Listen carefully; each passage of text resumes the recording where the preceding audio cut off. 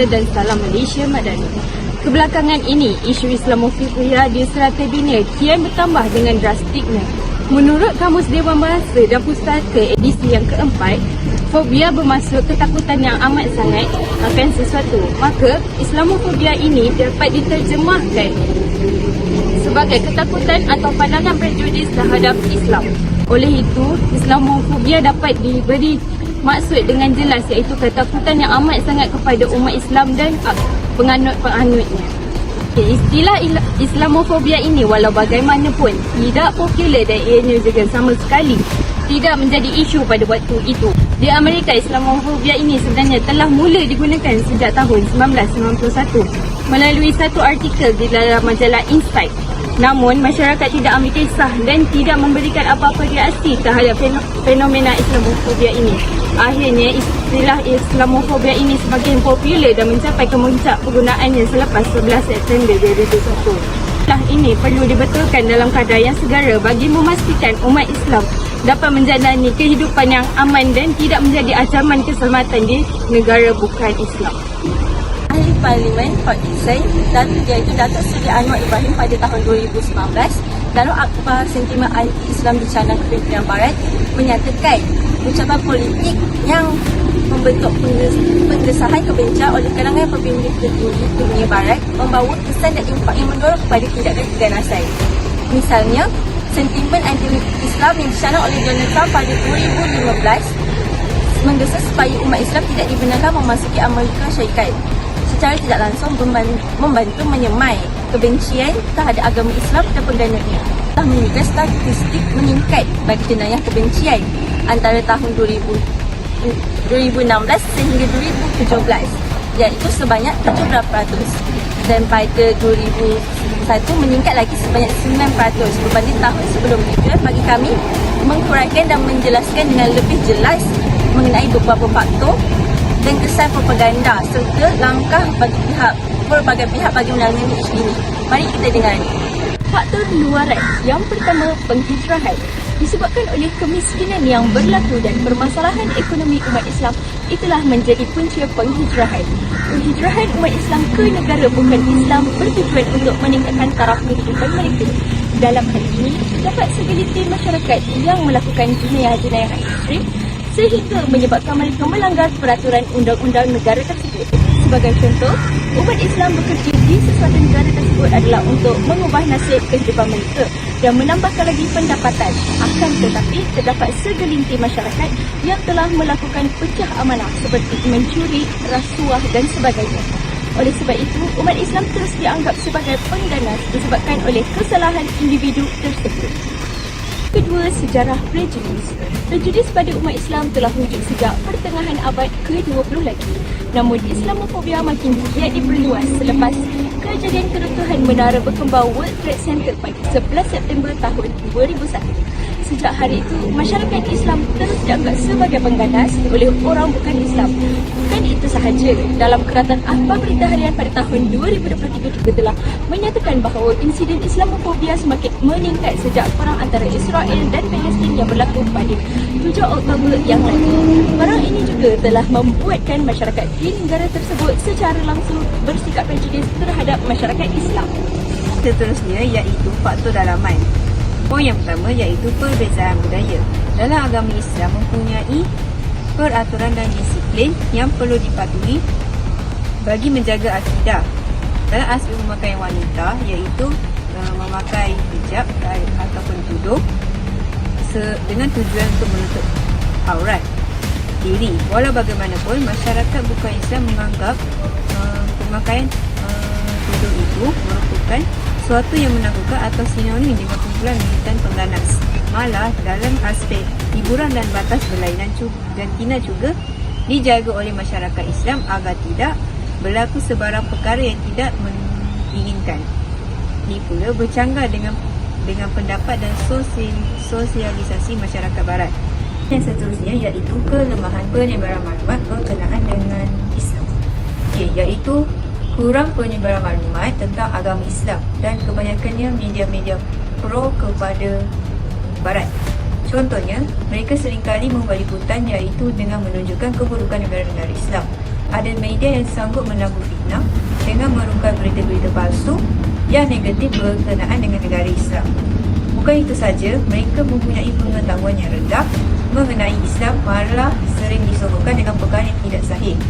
Oleh itu, mereka akan mudah dipengaruhi dengan pelbagai propaganda yang negatif daripada penyampaian berita yang tidak tepat. Berkaitan Islamofobia ini turut memberi beberapa kesan. Antaranya yang pertama adalah berkaitan dengan politik. Isu propaganda Islamofobia ini memberi temparan hebat dalam aspek politik. Isu ini berlaku di politik Filipin di mana pemimpin dalam parti UKIP telah melabelkan Muslim Vertical sebagai kanser yang mesti dihapuskan. Parti tersebut juga menggesa agar undang-undang berkaitan imigresen diperketatkan. Oleh sebab itu, dengan adanya ideologi politik seperti ini, maka dia berjaya menyemarakkan lagi anti-Muslim di arus perdana. Dan kesan yang kedua adalah berkaitan dengan sosioekonomi, di mana sosioekonomi ini memberi kesan kepada pembangunan sosioekonomi. Ia diskriminasi dan stereotip banyak berlaku dalam bidang pendidikan dan perniagaan. Hal ini akan memberi impak dan kesan yang mendalam kepada Muslim. Banyak hak dalam kehidupan mereka juga akan terganggu kesan daripada penindasan propaganda Islamofobia. Contohnya, negara Islam seperti Somalia, Syria dan sebagainya dipandang oleh negara-negara barat dan PBB dalam aspek pemberian bantuan antarabangsa. Kesan Islamofobia yang ketiga ialah kesan sosial. Dalam aspek pemakaian, Britain telah mempertikaikan pelajar wanita yang memakai hijab dalam sektor pendidikan iaitu sekolah agama di Britain. Di Amerika pula, pemimpin Amerika ketika itu mengarahkan masjid untuk ditutup di negara tersebut kerana berharapan bahawa masjid adalah punca kepada keganasan.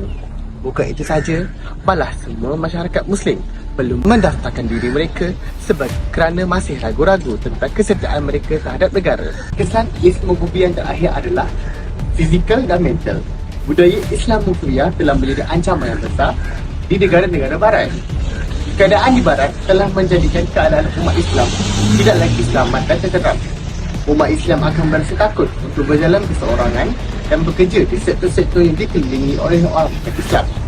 Hal ini akan mengganggu mental dan emosi umat Islam disebabkan oleh tekanan daripada masyarakat sekeliling yang menyatakan bahawa mereka adalah pengganas. Itu sahaja, malah aspek fizikal juga berlaku di mana terdapat aksi radikal yang membakar dan membuat vandalisme di kalangan masjid merupakan suatu tingkah yang mengundang keselamatan Muslim. Seterusnya, kita pergi kepada langkah untuk mengatasi penularan Islamofobia dalam kalangan masyarakat. Pertama adalah Organisation of Islamic Cooperation atau OIC. Dikenali sebagai pertubuhan kerjasama Islam yang merupakan pertubuhan antarabangsa dalam kalangan negara-negara Islam. Pertubuhan ini ditubuhkan untuk melindungi kepentingan dan memastikan kemajuan dan kebajikan umat Islam di seluruh Islam, termasuklah membantu dalam peperangan, konflik antara negara serta menyelesaikan isu pendidikan, ekonomi dan juga politik dalam negara-negara lain. Ini merupakan satu platform yang dikira-kira sesuai untuk mengadakan satu perbincangan mengenai isu Islamofobia ini antara negara-negara Islam. Seterusnya adalah Persatuan Bangsa-Bangsa Bersatu atau lebih dikenali sebagai United Nations atau UN, merupakan antara pertubuhan yang ditubuhkan untuk menjaga keamanan dunia. Persatuan ini seharusnya membawa isu Islamofobia ke peringkat globalisasi agar masyarakat di dunia tidak memandang Islam sebagai suatu agama pengganas. Kemudian kita beralih pula pada kerjasama pihak berkuasa dengan pihak bukan kerajaan. Pihak berkuasa seharusnya perlu mengambil tindakan yang sewajarnya pada pihak yang melakukan kegiatan yang menunjukkan Islamofobia ini, sama ada secara langsung ataupun tidak. Dan kerajaan dan institusi agama juga perlu memainkan peranan dalam membasmi isu ini. Badan-badan ini boleh mengadakan antaranya contoh kempen Jom Kenali Islam di kawasan terbuka supaya masyarakat bukan Islam juga diberi pendedahan serta dapat mengenali agama Islam sebagai sebuah agama pendamaian dengan lebih mendalam. Baiklah, dalam aspek pendidikan, menguasai sesuatu ilmu itu merupakan aspek yang paling penting dari bangku sekolah ini. Oleh itu, pendedahan awal mengenai Islam sama ada kepada pelajar Muslim ataupun bukan Muslim amat wajar dalam silibus di sekolah. Ini akan membuat mereka lebih mengetahui tentang dasar-dasar dan kefahaman Islam supaya dapat mengelakkan salah faham antara agama.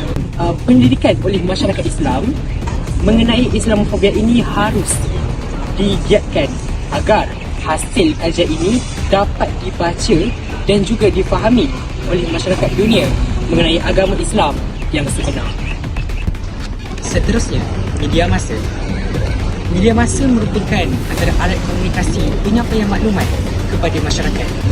Terdapat pelbagai bentuk media massa, antaranya adalah seperti surat khabar, majalah, sumber internet dan sebagainya yang mampu mempengaruhi masyarakat dunia. Melalui penyampaian ini, media perlulah menyiarkan perkara yang sahih dan tidak sewenang-wenangnya menyebarkan berita palsu kepada masyarakat. Contohnya, media boleh menerbitkan satu program sama ada dalam bentuk dialog maupun dokumentari dalam televisyen dengan wajah yang sahih. Lainnya, Islamofobia sudah wujud dari zaman Nabi lagi dan tidak dinafikan bahawa tren Islamofobia ini semakin meluas dengan ketara dan serius dalam proyek pembunuhan. Hal ini perlu diberikan penyelesaian bagi memenuhi jenayah kebencian Islam terhadap umat Islam agar Muslim yang tinggal di negara minoriti Islam mendapat hak asasi mereka untuk belajar, bekerja dan beribadah tanpa ancaman daripada mana-mana pihak. Itu sahaja daripada kami. Sekian, terima kasih.